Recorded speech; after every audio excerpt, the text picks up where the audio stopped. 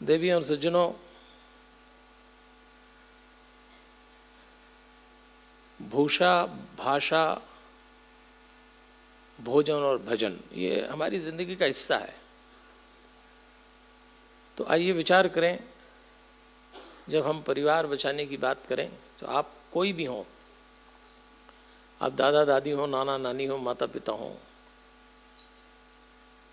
अपनी भूमिका तय कर लें पहले। तो आइए इससे पहले कि विषय में चलें, एक बहुत छोटी सी कहानी सुनाता हूँ, ध्यान से सुनिएगा। इस कहानी को आगे भी काम आएगी, आगे आपके जीवन में भी काम आएगी। अरब देश में पानी का बहुत संकट है। तो अरब देश के लोग जल संकट निवारण के लिए, जल संरक्षण के लिए एक सेमिनार अटेंड करने अमेरिका गए। तो अमेरिका के जो अधिकारी थे वो उनको एक 5 स्टार होटल में ले गए और उनको कमरे में ठहरा दिया। और जब वो अरब देश के लोग उस कमरे के वॉशरूम में गए तो धड़ाम धड़ाम ऐसी आवाज़ें आने लगी। तो अमेरिकी अधिकारी को लगा क्या मामला है। थोड़ी देर बाद देखा तो वो अरब देश के लोग नल की टोंटियां अपने हाथ में उखाड़ के ले आए। तो अमेरिकी अधिकारी ने कहा ये आपने क्या किया।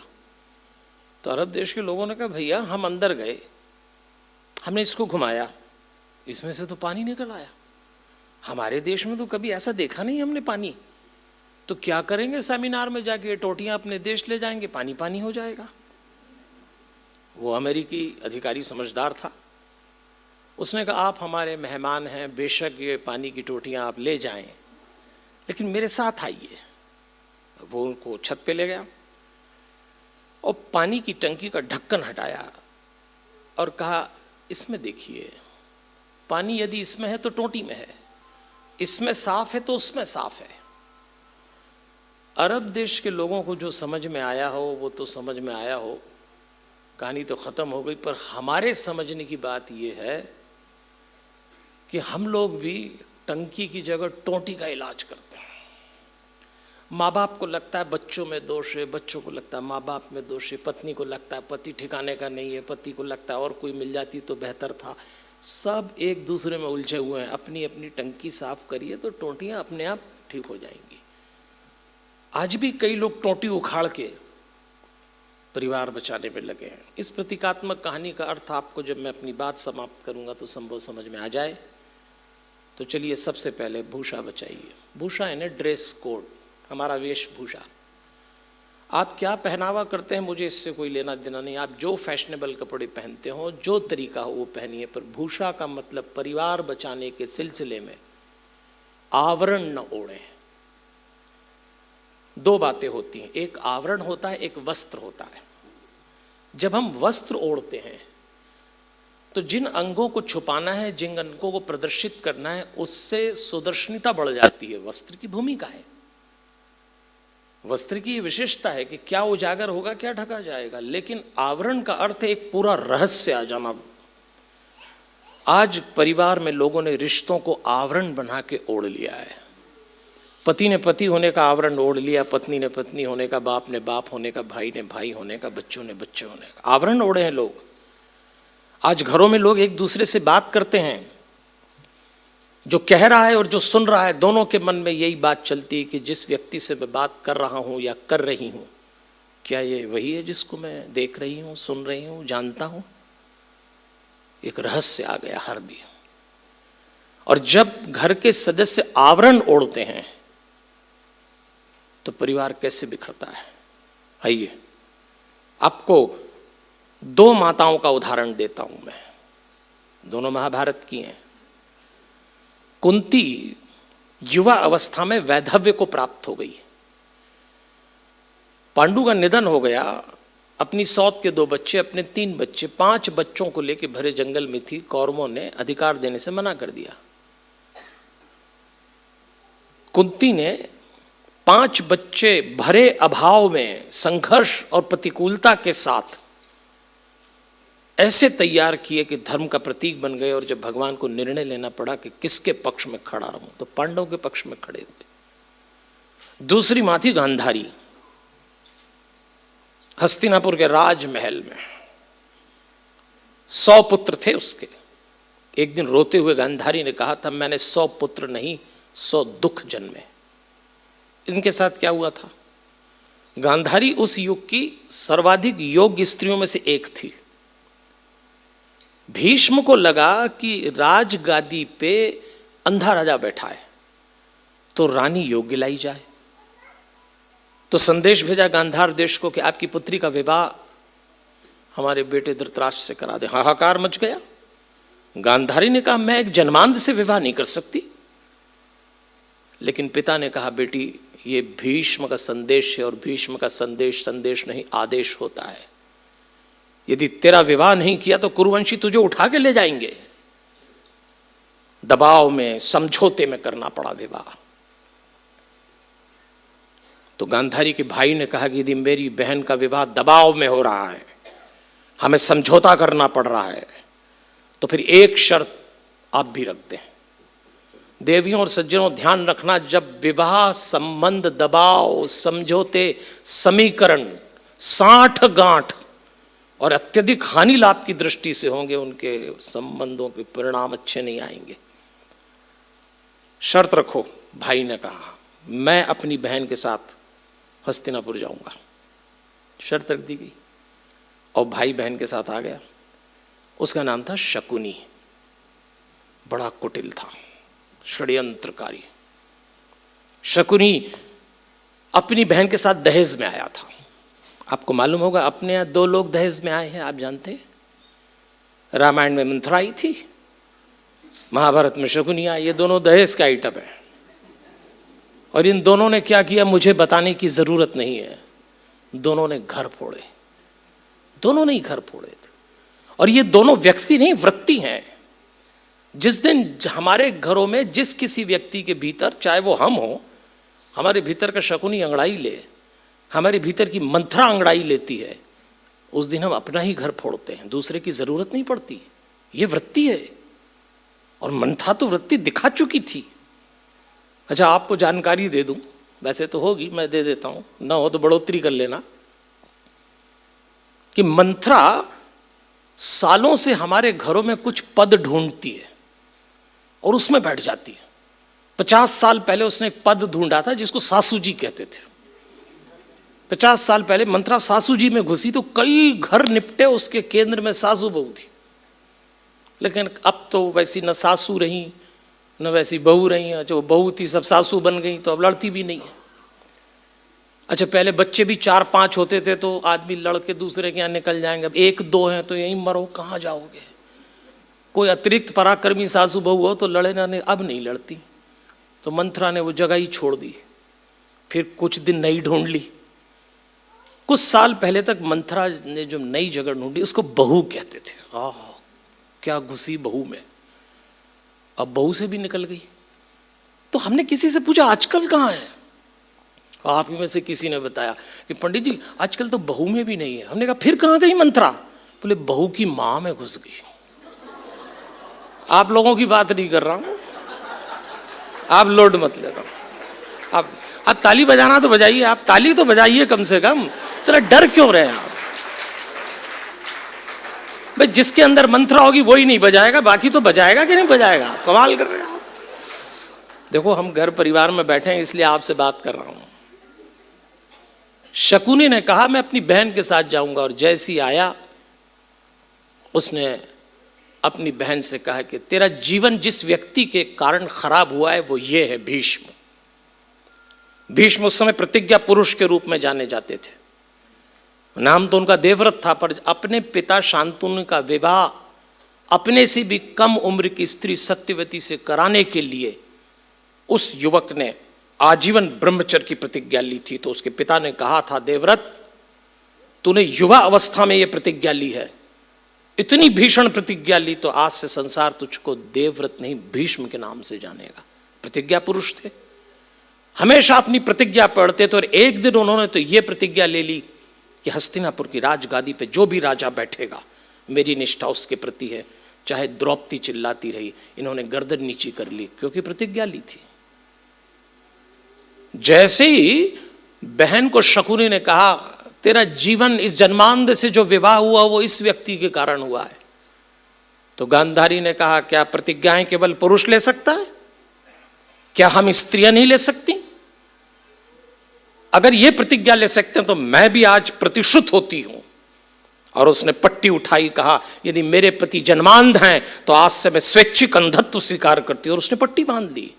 जरा विचार करिए, जिस घर में बाप पहले से अंधा हो और मां बाद में मोहांध की पट्टी बांध ले, उस घर में 100 बर्बाद बच्चे पैदा हो जाते हैं। अपने बच्चों के लालन पालन में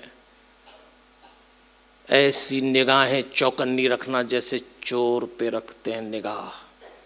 मैं ये नहीं कहता कि बच्चे चोर हैं, लेकिन जिन लोगों ने अपने बच्चे के लालन पालन के दौरान अपनी निगाहें चौकन्नी रखी, वो बच्चे तो एक दिन बड़े होकर साहूकार हो जाएंगे, लेकिन जिन्होंने बच्चों को साहूकार की तरह छूट दे दी, वो फिर एक दिन बड़े होकर चोर बन जाएंगे। ध्यान रखिएगा।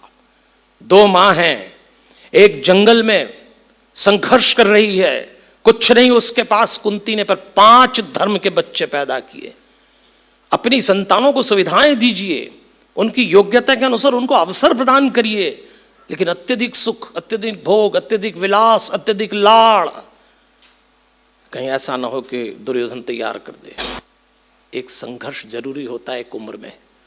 कुछ विपरीत सिखाइए उनको, जीवन गहराई से तैयार होता है। पांडव तैयार हुए थे। मैं जो आपसे बात कहना चाहता हूं, आवरण न ओढ़ लें। भीष्म ने आवरण ओढ़ लिया था प्रतिज्ञा का।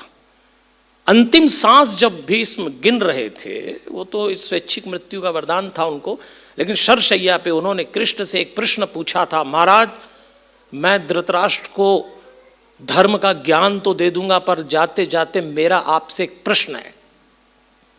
और भीष्म ने अपने अंतिम सांस में कृष्ण से एक प्रश्न पूछा था कि मेरे साथ ऐसा क्यों हो गया? मेरे बच्चे मेरे ही सामने आपस में लड़के मर गए। मैंने कभी किसी का कोई अपराध नहीं किया, मेरा ब्रह्मचर्य निष्कलंक रहा, मेरे चरित्र पे किसी स्त्री का लांछन तक नहीं लगा महाराज, लेकिन फिर ऐसा क्यों हुआ कि मेरे देखते देखते मेरे बच्चे समाप्त हो गए। तब भगवान कृष्ण ने कहा था, भीष्म जी आपके साथ ऐसा ही होना था। भीष्म ने कहा क्यों? मैंने कभी कोई पाप नहीं किया। तो भगवान ने किया, आपने पाप किया है। आप मनुष्यों का पाप का हिसाब रखना ही मेरा काम है, इसी बात का भगवान हूं मैं। यदि आपके पाप का हिसाब आप रखो तो रोज बही खाते बदल दो। मैं बताता हूं, जिस दिन ये पांचाली भरी सभा में रो रही थी, गिड़गड़ा रही थी, उस दिन आप अपनी प्रतिज्ञा के आड़ में अपनी गर्दन नीची करके बैठ गए। आपने कहा था हस्तिनापुर की राजगादी पे जो बैठेगा मेरी निष्ठा उसके प्रति है। ये प्रतिज्ञा आपने तब ली थी जब विचित्र वीर और चित्रांगद जैसे कमजोर राजकुमार हस्तिनापुर की राजगादी पे बैठे थे। और ये प्रतिज्ञा आप तब निभा रहे हैं जब दुष्ट राजा धृतराष्ट्र और दुर्योधन बैठे हैं। मनुष्य को अपने नीति, अपने निर्णय, अपने सिद्धांत का पुनर्मूल्यांकन देश काल परिस्थिति के अनुसार करना चाहिए। वैल्यूज कभी नहीं बदलेंगी, ट्रेडिशन शुड बी चेंज। भगवान आज भी हमको कह रहे हैं, मूल्य कभी मत बदलना। प्रेम, अहिंसा, अपनापन, करुणा, सत्य, ये मूल्य हैं। ये हजारों साल पहले वो थे, आज भी वही हैं, हजारों साल बाद वो रहेंगे। परंपराएं बदल देना चाहिए। भीष्म से उन्होंने कहा, मैं इसी बात का हिसाब रखता हूं। भीष्म को जाना पड़ा। हम लोग अपने घर में अपने बड़े होने का, अपने अधिकार संपन्न होने का, अपने धनवान होने का, अपनी पद प्रतिष्ठा का आवरण न ओढ़ लें, नहीं तो आप मान के चलिए आपके घर में महाभारत की इबारत लिखी जाएगी। परंपराएं तो बदलना ही चाहिए, लेकिन लोग ऐसा आवरण परंपराओं का भी ओढ़। हमारे घर तो ऐसा ही होना चाहिए भाई। 40 साल पहले आपके परिवार में कोई बहू आई और जिसका स्वागत आपने 40 साल पहले जैसा किया होगा, आज जो बहू आएगी उसका स्वागत वैसा करके देखो तो महाभारत देखने की जरूरत नहीं, अपने ही शुरू हो जाएगी। परंपराएं तो बदलना पड़ेंगी, आवरण न ओढ़ लें। चलिए दूसरी बात, भाषा। हमारे परिवार की भाषा क्या होना चाहिए? मैं ये नहीं कहता आपको गुजराती, मराठी, मारवाड़ी, सिंधी, पंजाबी, अंग्रेजी, हिंदी जो बोलना है, ये तो शब्द हैं संप्रेषण के लिए। परिवार की एक ही भाषा होती है और वो है प्रेम की भाषा। आप कृष्ण के मुंह से सीखिए, हनुमान जी के मुंह से सीखिए, प्रेम की भाषा बोलिए। आप अगर हनुमान जी के जीवन का ग्राफ देखें तो हनुमान जी की जो पहली भेंट श्री राम से किष्किंधा कांड में हुई थी, उस वार्तालाप को सुनना, कभी पढ़िए किष्किंधा कांड, पहली भेंट हुई थी। और जिस तरीके से हनुमान जी ने श्री राम से बातचीत की थी और जिस तरीके से श्री राम ने हनुमान जी को उठा के अपनी बाहों में भरा था, क्या सौभाग्य रहा होगा हनुमान जी का कि पहली मुलाकात परमपिता परमेश्वर से, और निज लोचन कर सींच जुड़ावा। राम जी ने अपने आंख के आंसुओं से अभिषेक किया था हनुमान जी का। और राम जी ने लक्ष्मण से कहा था, लक्ष्मण ये जो व्यक्ति बोल रहा है ये कोई व्याकरण का महान पंडित बोल रहा है, इसकी भाषा, इसकी शैली, इसके विचार, इसके शब्द ऐसे हनुमान जी की। लेकिन इस सब के पीछे हनुमान जी की भाषा अत्यधिक प्रेमपूर्ण थी, अत्यधिक प्रेमपूर्ण। हमारे हनुमान जी का एक नारा है, आप तो हनुमान भक्त होंगे तो आपको ये नारा याद रह जाए इसलिए बोल रहा हूँ, सुबह हो कि शाम हो, अपनों से मिलें कि गैरों से मिलें, घर में हो कि बाहर हो, हनुमान जी का एक नारा है, ज़रा मुस्कुराइए। ये हनुमान जी का नारा है, ज़रा मुस्कुराइए, ज़रा मुस्कुराइए। आप ही लोगों से बोल रहा हूँ, आप तो ऐसे बैठे हैं जैसे हमारे उठावनी की बैठक में बैठे हो हैं? इतना सीरियस भी कोई कथा में बैठता है? आप तो इतना सीरियस बैठे हैं। अरे आज तो आजकल तो उठावने में लोग सीरियस नहीं बैठते, शव यात्रा में सीरियस नहीं। आप किसी शव यात्रा उठावने में जाना और पीछे चल के देखना, कभी पीछे बैठ के जो लोग पीछे बातें करते हैं उनकी सुनना। जिसके तस्वीर पर माला चढ़ी उसके बारे में पीछे बैठ के लोग बोलते हैं, देखो कमबख्त संडे मारा, छुट्टी खराब कर गया। लोग उठावने में सीरियस नहीं, आप कथा में सीरियस बैठे। और फिर हनुमान भक्त को, हम तो बार बार कहते हैं, हनुमान के भक्त को कभी उदास नहीं रहना चाहिए। देवियों और सज्जनों, मुझे 11 साल हो गए कथा करते करते, 4,300 व्याख्यान दे दिए मैंने। आज 29 तारीख है और मैं 30वां व्याख्यान दे रहा हूं। पिछले 33 दिनों से लगातार बोल रहा हूं और आगे 14 दिन लगातार बोलूंगा। इतना बोलता हूं मैं, इतने लोगों से मिलता हूं मैं, लेकिन मुझे तब बड़ी तकलीफ होती है जब मैं किसी हनुमान भक्त को उदास देखता हूं। और एक बात है, इस देश में सबसे ज़्यादा टेंशन में अगर कोई है ना तो ये भगत नाम की जात, ये जो तिलक लगाते हैं, मंदिर जाते हैं, शिखा रखते हैं, पूजा करते हैं, जप करते हैं, यज्ञ करते हैं, हवन करते हैं और कथाएं सुनते हैं, सबसे ज्यादा टेंशन में। देखना इतने टेंशन में, और घर तो क्या हो रहा है, हा हा हा, उपद्रव का अड्डा, कलह का केंद्र, तंदूर। क्या वक्त आ गया। आपकी बात नहीं कर रहा हूं, आपका तो ठीक ही दिखा। आप लोड बिल्कुल नहीं लेना, क्योंकि मैं बहुत जगह घूमता हूं तो दूसरों की सुनाऊंगा, आप टेंशन मत लेना। आपका तो क्या प्रेमपूर्ण घर होगा, नहीं तो कोई इकट्ठे होते हैं यहाँ। लेकिन कैसा घर हो गया, ये भक्तों का घर है, जिनके घर में आंगन में तुलसी का पौधा है, जिनके घरों में ठाकुरवाड़ी है, कोई व्रत जो लोग नहीं छोड़ते हों, उन घरों में कौन सी भाषा बोली जा रही, कर्कश भाषा। आपस में बातचीत का तरीका सुन ले आपको शर्म आ जाए, ऐसी भी बात करते हैं लोग। इसलिए हमारे हनुमान जी के भक्त हो तो खूब मीठा बोलिए। एक भक्त को 2 काम जरूर करना चाहिए। यदि आप वैष्णव वृत्ति से जीवन जीना चाहते हैं तो आज संकल्प लीजिए। मुझे नहीं मालूम इतने दिन से आप क्या कर रहे हैं, पर अच्छा ही काम कर रहे हैं, कथाएं सुन रहे हैं, संत बोल गए, व्यासपीठ का मान लिया आपने। मैं तो अंतिम प्रतिनिधि हूं इसका, लेकिन आपसे निवेदन करूंगा कि सुनने के लिए कथा मत सुनिएगा, जीवन के रूपांतरण के लिए सुनिए।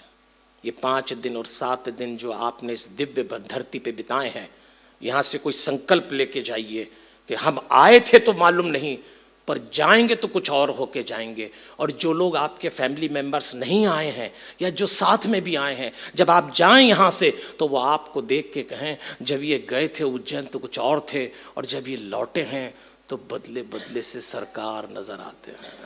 ऐसा लगना चाहिए। क्या लेके जाएंगे आप जिस धरती पे हैं, यहाँ की रज रज कण कण में मोक्ष बसा है। ये कल्याण के देवता की नगरी है, यहाँ किया हुआ व्यर्थ नहीं जाता। आप यहाँ से संकल्प लेके जाइए, खुश रहेंगे, खुश रखेंगे। एक गृहस्थी का छोटा सा सूत्र दे रहा हूं आपको, खुश रहेंगे, खुश रखेंगे। खुश रहना आसान है पर रखने में पसीने आ जाते हैं। इसलिए एक संकल्प लें आज के बाद कि आज के बाद जब भी अपने घर में एंट्री लेंगे, जो भी मेंबर दिखेगा उसको देख के जरा मुस्कुराइए। अरे मुस्कुराइए ना, आप इतने सीरियस क्यों बैठे आप? अच्छा देखो कितना आसान है, मैंने आपसे कहा जरा मुस्कुराइए, आपने भी एक स्माइल दे दी कि आखिरी दिन पंडित आया पीछे पड़ गए, आपने को भी जाना है, मुस्कुरा दो। लेकिन बहुत मुश्किल काम है। गैरों से मुस्कुराना आसान है। आप घर के बाहर जाइए, जितने लोग मिलेंगे क्या स्माइल देते हैं, दिन भर लोगों से मिलते हैं। मैं तो अनेक भाई साहब लोगों को जानता हूँ, दिन भर इतने लोगों से मिलते हैं, इतना मुस्कुराते हैं, इतना मुस्कुराते हैं। और ये दिन भर मुस्कुराने वाले लोग जब शाम को घर में एंट्री लेते हैं, हाँ हाँ हाँ, आप इनका चेहरा देखना, ऐसा लगता है मोहल्ले में 100 जूते खा के आ रहे हैं। हाँ, अपने घर वालों से नहीं मुस्कुराते। अच्छा घर के लोग थोड़ा सा पूछ लें कि क्या बात है, और काटने दौड़ेंगे, दिमाग खराब हो गया है पहले ही तुमसे। अगर आप अपने घर वालों को देख के नहीं मुस्कुरा सकते तो फिर आपका वैष्णव कहलाना बेकार है। तो यहां से संकल्प लीजिए आप, इस बार उज्जैन से लौटेंगे। अच्छा आप जितने जोड़े आए हैं, केवल उन्हीं की बात करता हूं मैं। अगर आप जोड़े से आए तो एक संकल्प लो कि आज रात को जहां भी, जिस भी कक्ष में आप हो, जहां भी अपने घर में जाएं, आज पहुंचे कल दरवाजा खोलती पहला काम यही करना, एक दूसरे को देख। हालांकि रिस्की काम बता रहा हूं मैं, बहुत रिस्की है, लेकिन आप करके देखना, क्योंकि मेरी चिंता आप हैं भी नहीं। मैं तो जब भी डायस पे बैठता हूं, व्यासपीठ पे बैठता हूं, सबसे पहले अपने ऑडियंस पे नजर डालता हूं और उसकी एवरेज एज चेक करता हूं।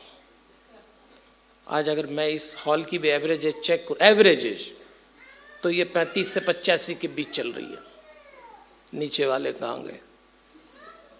जिनको 10 साल 15 साल बाद घर सौंपना है, समाज सौंपना है, कारोबार सौंपना है, जीवन सौंपना है, वो बच्चे क्यों नहीं आते?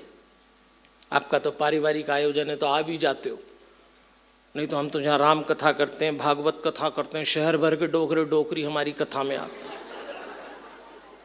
अच्छा उनसे पूछो क्यों? बोले नहीं सुना मोक्ष मिलता है। तो फाइनल ईयर की तैयारी करने आ गए बहुत सारे बच्चों के पता ही नहीं है भागवत में, कोई नहीं आता भागवत। हम तो इतनी कथा करते हैं। मैं तो एक बार भागवत की कथा करता था तो मैं देखता कि एक 85 साल की माई बिल्कुल आगे आगे कॉर्नर में बैठ के मुझे एक टक सुनती थी, एक टक। अब आपको कोई एक टक देखेगा तो आपको थोड़ा सा असहज हो जाएंगे। 3 दिन तक तो मैं देखता रहा कि माई मुझको एक टक देखती है। तो मैंने चौथे दिन कहा माई आप बिल्कुल बैठ के नियम से मुझे देखती रहती हो, बिल्कुल एक टक, इधर उधर भी नहीं देखती, तो आपको कथा अच्छी लगती? उस माई ने इतना प्यारा उत्तर दिया, उसने कहा पंडित जी मुझे तो सुनाई ही नहीं देता। अरे मैंने कहा माई जब तुझे सुनाई नहीं देता तो तू देखती क्या मुझको? उसने और प्यारा उत्तर दिया, उसने कहा देखो पंडित जी मेरी बहू से पंगा चल रहा है और मुझे उसकी सूरत बिल्कुल अच्छी नहीं लगती। अच्छा उसके मुकाबले आप ठीक दिखते तो आप ही को देखती रहती हो। कमाल हो गया, पंगा आपके घर में चल रहा है, निपट पड्डी जी रहे हैं। ऐसे कैसे घर बचेगा बताइए? ये कथाएं, ये धर्म, ये अध्यात्म, ये पूजा, ये पाठ, ये मूर्ति, ये सत्संग किसके लिए? अरे ये करने वाले भी लोग अपने घर में प्रेम से न रहे तो कैसे घर बचेगा? मैं बात कर रहा हूं भाषा की। तो आप संकल्प लीजिए कि आज के बाद अपने घर में मुस्कुरा के बोलेंगे और मीठा बोलेंगे। आपको आपका अहंकार रोकता है घर में मुस्कुराने के लिए। संकल्प लीजिए कि जूते चप्पल की तरह अपने घर का अहंकार बाहर उतारेंगे और उसके बाद घर में आया करेंगे। किस बात का अहंकार पालते हैं देवियों और सज्जनों? हम बताइए आप, आज हमारे घर अगर टूट रहे हैं तो अहंकार के कारण। किस बात का अहंकार है? क्या हम पिता के वीर की एक बूंद और माता के रच के कण से बना हुआ ये शरीर जब समाप्त होता है तो एक मुट्ठी राख में तब्दील हो जाता है। इससे ज्यादा आदमी की औकात नहीं है। बताइए किस बात का अहंकार पालते हैं? वो सारे बाग उजड़ गए जिनके लाखों माली थे और सिकंदर जब दुनिया से गया दोनों हाथ खाली थे। किस बात का अहंकार पालते हैं? वो एक शख्स जो तुझसे पहले तख्त नशी था उसको भी अपने खुदा होने का उतना ही यकीन था। न तख्त रहते, न ताज, न राज रहता, न अंदाज। बड़े बड़े वक्त की आंधी में उड़ गए, अच्छे अच्छे समय के बही खाते में जमा खर्च हो गए। आप में से जिन लोगों ने शतरंज खेली होगी वो एक बात जानते होंगे, जब बाजी ख़त्म होती है और बिसात उठती है तो बादशाह और प्यादे एक ही डिब्बे में बंद हो जाते हैं। किस बात का अहंकार पालते? छोड़ दीजिए, संकल्प लीजिए कि आज के बाद जूते चप्पल की तरह अहंकार बाहर उतारेंगे, अपने घर में प्रेम से रहेंगे। ऐसा संकल्प लेके जाए। आप सौभाग्यशाली हैं कि लाहौटी जी का परिवार इस तरह से इकट्ठा हो जाता है। बहुत मुश्किल है, आज नेत्र से नेत्र नहीं मिला रहे हो जब परिवार के लोग, ऐसे समय आपका इकट्ठा होना बड़ी संभावना है हमारे अभियान के लिए। इसलिए आपसे आग्रह करता हूँ, बात चल रही भाषा की, इसके पहले के भोजन पे आए, मेरा निवेदन है खूब मीठा बोलिए, और ख़ास तौर पे पति पत्नी तो बहुत मीठा बोले।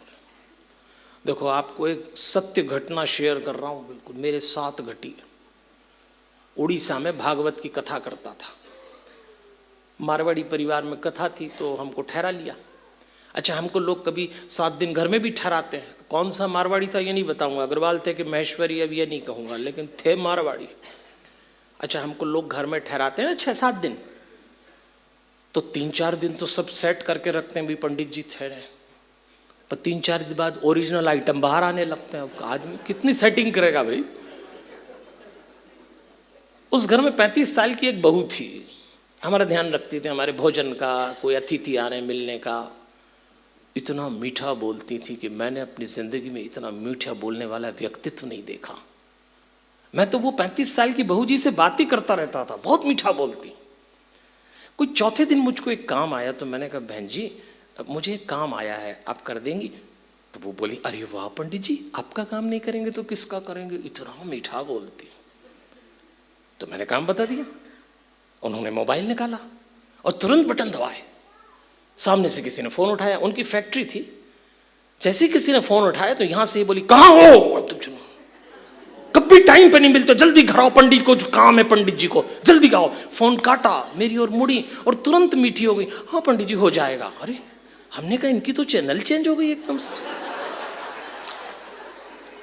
तो फिर मैंने उनसे पूछा कि बहन जी आप इतना मीठा बोलती हैं, हमारे कारण आपको इतना जोर से बोलना पड़ा। अब फैक्ट्री होगी तो मुझे लगा सामने कोई मैनेजर, कोई कर्मचारी होगा, कुछ तो निकट्टू होते हैं, डांटना भी पड़ता है। मैंने कहा, सामने कौन था जिसको आपको इतना जोर से बोलना पड़ा? तो बोली, ये थे। तो हमने कहा, ये थे तो इनसे इतना जोर से बोलना पड़ा? बोले, अब पंडित जी अपने हस्बैंड से भी कोई मीठा बोलता है? Concept clear. मीठा बोलने के लिए दुनिया पड़ी, घरवाली घरवाले से और घरवाला घरवाली से कोई मीठा बोलता है? कमाल हो गया। जिस रिश्ते में सबसे ज्यादा मिठास होना चाहिए, आज वही रिश्ता कर्कश हो गया। क्यों? चलिए गंभीर बात कर लेते हैं। हम परिवार बचाने के लिए बैठे हुए हैं, आप सब इसी चिंतन में बैठे हैं। जिस दिन कोई पति पत्नी लड़ते हैं, उनके शरीर से जो नेगेटिव एनर्जी बाहर निकलती है वो उनके बच्चे कैच करते हैं। लड़ते हुए पति पत्नी की सबसे ज़्यादा कीमत उनके बच्चे चुकाते हैं। और ध्यान रखिएगा, मैं भोजन की बात करने आ रहा हूँ।